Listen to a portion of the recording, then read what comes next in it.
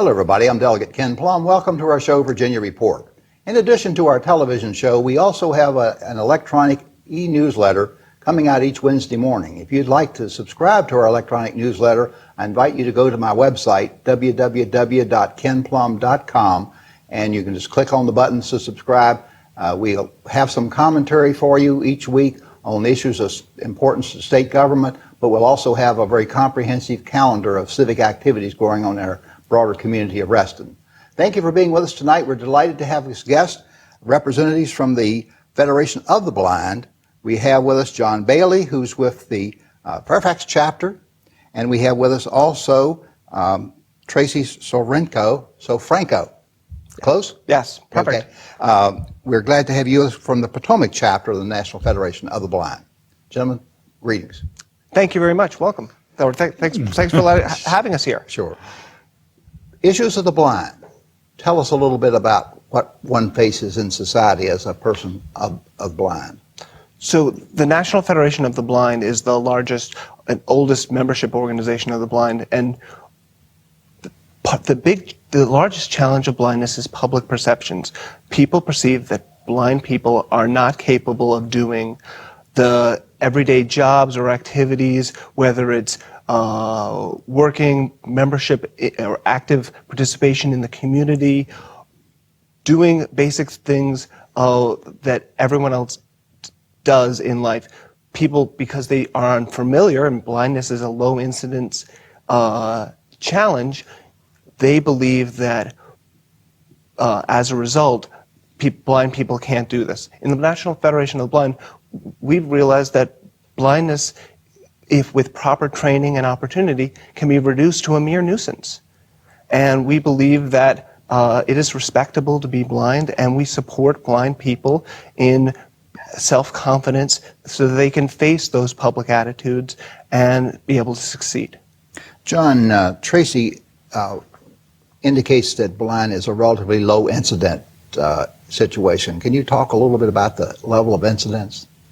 Well, the latest number I had from the Department for the Blind and Vision Impaired in the state of Virginia is there's 23,000 legally blind citizens in the state of Virginia. And if you think from personal experience, how many blind people with a cane, do you actually know personally? In my life, I'm usually the first one. And as far as I know in my company, I'm the only second person in the company who has a visual impairment. There's a lot of misunderstandings about blindness. And as Tracy said, the NFB was formed to overcome these misconceptions, to enlighten, basically, to make a level ground. And it's really important, especially when it comes to literacy for the blind. Mm-hmm.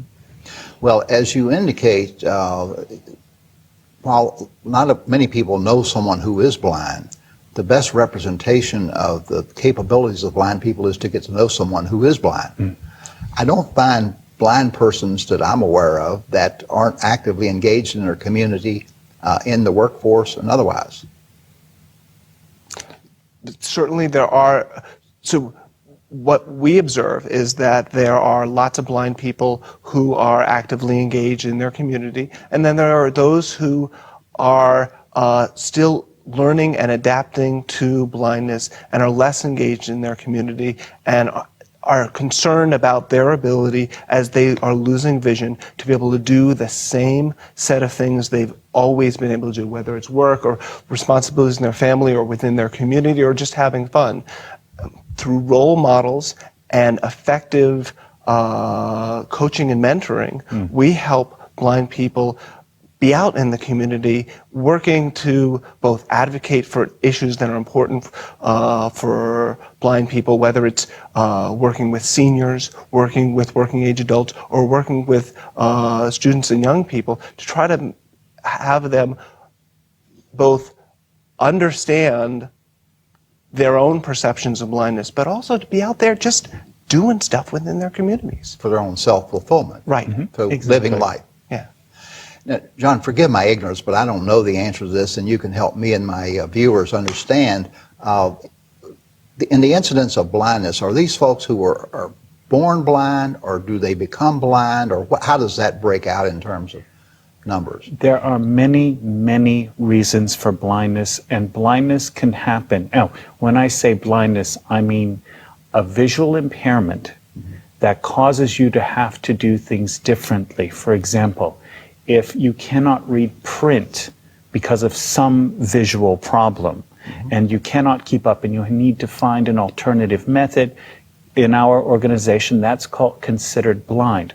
Also, if for transportation, if you cannot drive and you have to use public transportation because of vision issues, we use that umbrella term blindness because we're all working for the same thing, which is acceptance, education, and fellowship. Now, as you asked, basically the numbers are that if you have 10 legally blind people, 8 of them will have some form of light perception, whether it's a central vision such as retinitis pigmentosa or macular degeneration, which I'm sure a lot of your elderly constituents are going through now, where they lose parts of their central vision in reading and driving and they have to give up. That's always, I'm sure that must be very traumatic for them.